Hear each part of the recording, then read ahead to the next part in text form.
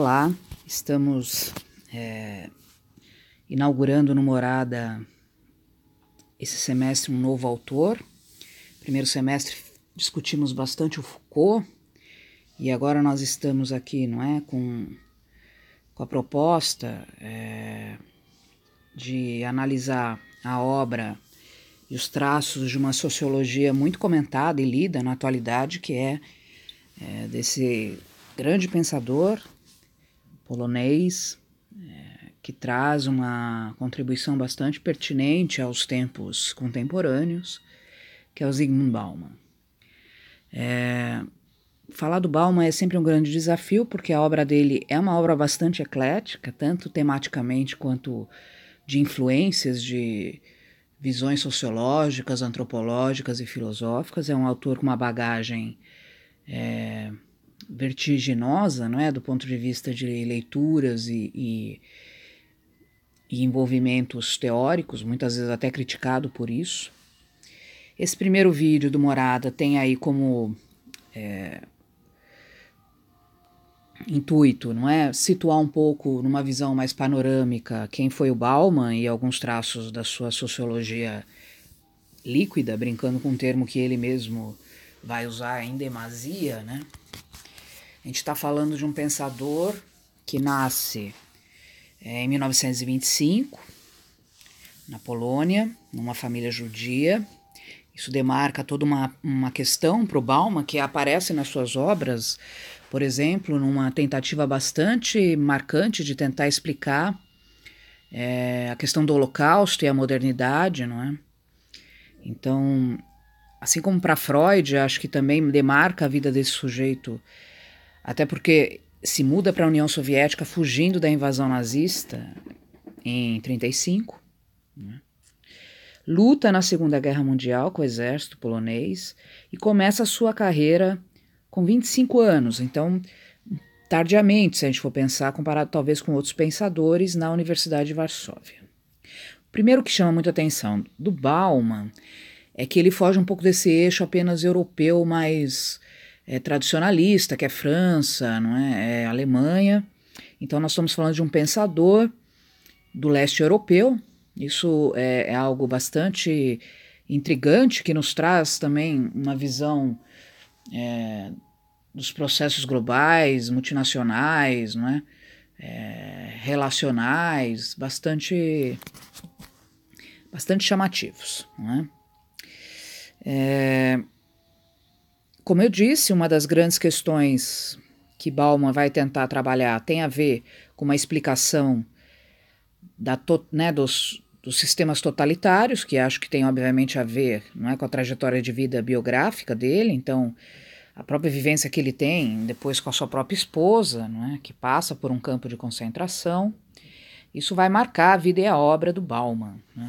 Um dos livros que, se vocês tiverem interesse para conhecer um pouco melhor a vida desse sujeito, que não chega a ser uma biografia, mas é quase uma biografia em forma de entrevista, é este que está aqui na tela, Bauman sobre Bauman, que é um livro muito interessante para ter uma visão um pouco mais panorâmica da vida, não é, desse grande pensador que se tornou quase um best-seller no campo sociológico. Qualquer livraria hoje que você perambule pelas estantes de sociologia e filosofia, você vai encontrar certamente alguma obra desse pensador, não é?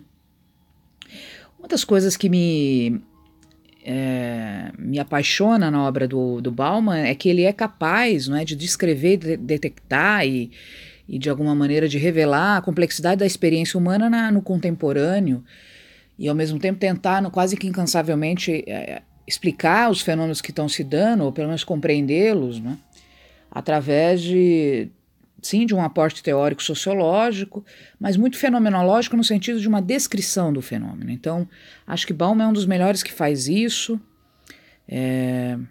Nós vamos depois compará-los com alguns outros pensadores do contemporâneo, como a Fezoli, Lipovetsky, o Byung Han, que é um coreano agora também bastante em evidência.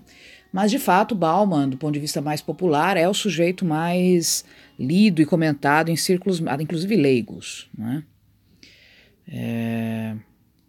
Um trecho do livro que eu acabei de citar, que é Bauman para Bauman, né? Ele mesmo falando quem seria Bauman, não é? Ele diz: para nós é um homem privado que nos convida a participar da vida pública. Então, uma das coisas que aí já vamos ressaltando na questão dessa sociologia líquida do Bauman, brincando um pouco com esse termo, que é um termo que para ele é muito caro depois de um determinado momento da sua fase intelectual, ele tem uma sociologia que alguns consideram até certo ponto ainda nostálgica e ingênua, porque ele acredita na vida pública. Apesar da gente discutir a erosão da vida pública no contemporâneo, né, o Richard Sennett, que aliás é um autor que aparece bastante na categoria bibliográfica do Bauman. O Richard Sennett é um autor que ele cita em várias obras dele.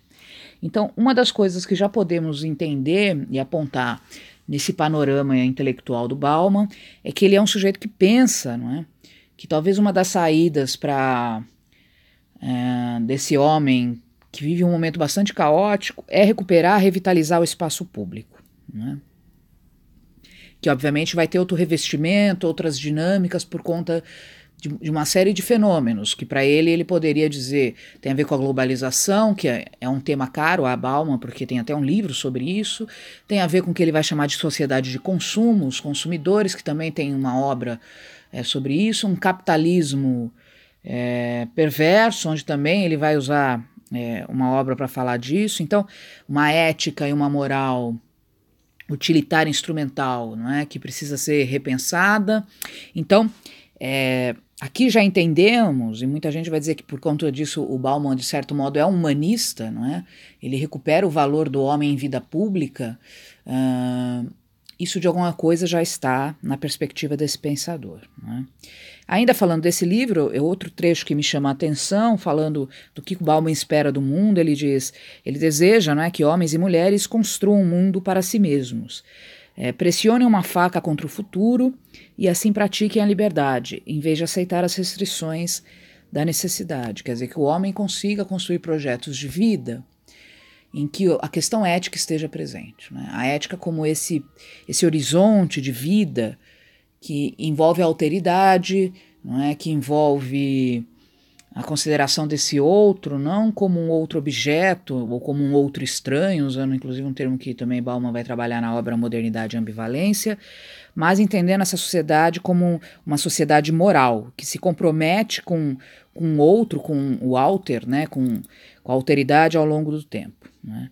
Nesse sentido, ele recupera, apesar de ele ter uma visão num primeiro momento que parece muito distópica, muito, até mesmo até certo ponto pessimista, o Bauman ele tem sempre uma certa provocação, uma certa tonalização que traduz na questão da recuperação de uma possibilidade, sim, da humanidade se reinventar, não é? Da humanidade poder reescolher valores em modos de vida mais generosos, mais solidários. Então, no fundo, é um sujeito que tem uma visão, vamos dizer, de uma superfície mais distópica, mas quando você mergulha profundamente e transversalmente nesta obra, você percebe que ele vai trazer isto, não é? Num certo projeto quase utópico de uma sociedade moral. Uma das coisas que numa primeira leitura salta às vezes aos olhos, ou falta mesmo, é uma certa organização das influências epistêmicas, sociológicas, filosóficas que estão na obra do Bauman, porque ele cita muita gente, muitas vezes a obra dele parece que tem um caráter muito descritivo e muitas vezes isso a gente acaba, né, essa diversidade da descrição nubla um pouco essa situação epistêmica. Então eu fiz aqui um exercício de ler algumas obras, inclusive aquela que eu citei no início, do Bauman sobre o Bauman, e tentei trazer algumas influências, tentando organizar, na verdade, um mapa, não é, dessas influências epistêmicas. Richard Sennett, como eu disse, é um sociólogo que discute muito a questão de que na modernidade, e que isso nos alcança, há um esgotamento da vida pública. A vida pública vai sendo colocada como lugar, não é, da competição, do teatro, da despersonalização, e que ele acha isso problemático. Isso aparece no Bauman, então Richard Sennett é uma referência, não é? É um sujeito que vai sempre aparecer no Bauman quando o Bauman fala desse cuidado com a vida pública, como esse alicerce de uma política íntegra, respeitável, de alteridade. Então é um autor referenciado, não é? O Bauman é um releitor do marxismo, talvez não um marxismo mais clássico do Marx e do Engels, mas um marxismo mais neo-humanista, não é? Que aí a gente poderia pensar no Lefebvre, no Gramsci, em alguns autores que vão tentar entender de que maneira, né, essa relação do sistema capitalista vai produzindo efeitos no ser humano e nas suas formas sociais. Então, quando você pega o marxismo, que tem muito essa preocupação, a gente já vai dizendo que é uma releitura marxista mais humanizante, e eu acho que o Bauman tem essa preocupação, né? Um outro autor que aparece muito na obra do Bauman é a sociologia do Simmel, não é? Que é uma obra interessante. Eu tive já o prazer de ler alguns trechos, um livro específico do Simmel, não é? Que trabalha muito com a ideia de que o homem tem aí uma habilidade de construir o mundo, não é? E, ao mesmo tempo, ao construir esse mundo, ele constrói o mundo através de uma relação extremamente incerta e ambivalente, mas isso é o que, de alguma maneira, é o humus, é a gasolina, não é? É o motor da vida social. Não é? E aí é um autor que traz algo que também para mim é muito interessante, que é essa desconfiança de uma visão de mundo muito equilibrada, harmônica, que me parece completamente fora de uma leitura mais empírico-pragmática, no sentido do que se vê, né, do real no mundo hoje, né? Então, a influência desse marxismo humanista da década de 50, como eu já havia aqui colocado com autores como Antônio Gramsci ou mesmo o Henri Lefebvre, né? Uma coisa que também é muito rica no Bauman, e que eu acho que é uma das grandes questões que nos seduz, é que o Bauman é um sujeito que trouxe uma bagagem literária, por exemplo, né, muito interessante. Suas obras citam muito literários e obras, principalmente na área da literatura, que de alguma maneira então reverberam esses movimentos, seja da liquidez, da relação egoísta com o outro, né, que o Bauman vai trabalhando nos seus livros. Isso aparece, por exemplo, o Borges, né, que é um literário argentino muito cultuado pelos intelectuais, né? O Ítalo Calvino, por exemplo, com um livro que, aliás, é imperdível, que eu pessoalmente já li, que é o Cidades Invisíveis, num dos livros do Bauman, né? Ele começa o livro falando justamente, quase que páginas e páginas de descrição das cidades invisíveis para falar das nossas cidades, né? Então há sempre uma referência literária, né? Isso é bastante enriquecedor e acho que é muito interessante porque, de alguma maneira, mostra a arte como uma potência e, ao mesmo tempo, como um sintoma dos nossos tempos, né? Outro autor que também está muito na base do Bauman é o Levinas, que é um filósofo existencial, fenomenólogo, se é que a gente pode dizer assim, que trabalha muito numa perspectiva ética com a fenomenologia, com a ideia de que nos construímos existencialmente sempre pelo encontro inusitado com a face do outro, que é sempre diferente e agressiva e violenta, uma experiência sempre violenta, mas ao mesmo tempo apaixonante. Então Levinas aparece com muita força quando o Bauman vai falar da modernidade, ambivalência, da questão da relação com os estranhos e o outro, o alter, né, a alteridade. Nós temos aí uma discussão bastante enriquecedora com Anthony Giddens, que é um cara né, da Inglaterra, que discute de uma maneira bastante interessante a questão de que há um deslocamento em determinado momento dentro da visão moderna, que ele vai chamar de modernidade tardia, e que eu acho que de alguma maneira é uma visão também que aparece no Bauman, não é? Que num primeiro momento vai falar de que existiria uma modernidade e depois uma pós-modernidade, né? O primeiro Bauman, se é que a gente pode dizer assim, vai trabalhar um pouco com uma primeira dicotomização temporal, que seria essa. Depois eu acho que, passando pelo Giddens e outros autores, o Bauman ele tem uma reformulação em que, na Ética Pós-Moderna, é um livro que ainda está um pouco nesse escopo. Posteriormente, a gente vai ver ele falando em modernidade líquida ou vida líquida, também de algo que traz uma ideia muito mais de continuidade do que de ruptura radical.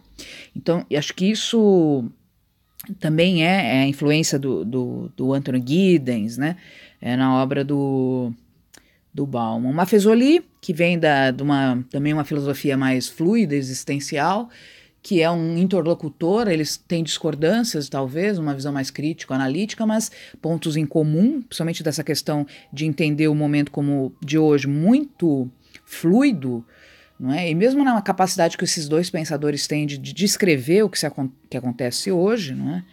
Outro sociólogo bastante citado pelo Bauman é o Bourdieu, também muito lido na perspectiva francesa, que trabalha, por exemplo, com a ideia de hábitos, né, como algo quase que emanado, uma coisa imanente do imaginário de um lugar, de um espaço urbano, né, de uma tribo urbana. Isso aparece também no Bauman. O Castoriadis, que traz uma noção bastante interessante numa perspectiva materialista histórico-dialética com relação à permanência e à potência do imaginário, que também está no Bauman.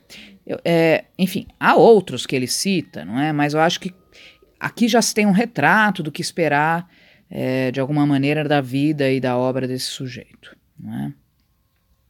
Depois, nos próximos vídeos, nós vamos começar a trabalhar, não é? Estou passando aqui alguns slides e materiais que eu tenho, que eu construí, na verdade, num curso que eu dei há uns 2, 3 anos atrás, sobre o Bauman. Então fiz uma boa leitura, não é, da obra do Bauman, pensando um pouco numa versão mais integradora, para tentar explicar um pouco, não é, o que esse sujeito vai, de alguma maneira, trabalhar, não é, na sua obra, não é. E aí a ideia é que esse semestre a gente vá perspassando todos esses temas, né, como a modernidade líquida, a globalização, a sociedade de consumo, a era do descartável, né, a ideia de destruição criativa, a ideia de socialidade, que vem também de Maffesoli, que também releu o próprio Simmel, não é? Né, toda essa ideia do Bauman, que vai trabalhando, então, com um projeto de revitalização do mundo público, não é? E também de uma ética mais generosa, né, com relação ao outro, tá? Então, esse material a gente vai trabalhar ao longo dos nossos encontros, não é? E vocês estão vendo aí, é um material que tem bastante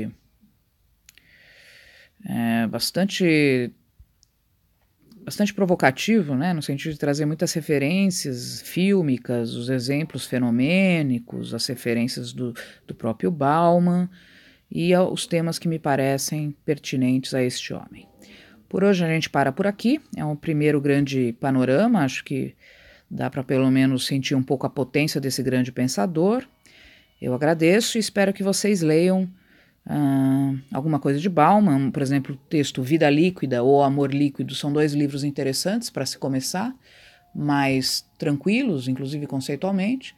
E temos também o Bauman sobre Bauman, não é? Aquele que eu aqui me referi, não é? Que é este aqui, com esta capa, onde ele está aí, né, na capa do livro. Aliás, o Zygmunt Bauman, que veio ao Brasil, Fronteiras do Pensamento, um programa da TV Cultura, fez um episódio com ele, que pode ser facilmente visto na internet, e eu espero que vocês assistam e a gente possa continuar conversando sobre um dos autores mais usados e dialogados sobre o contemporâneo.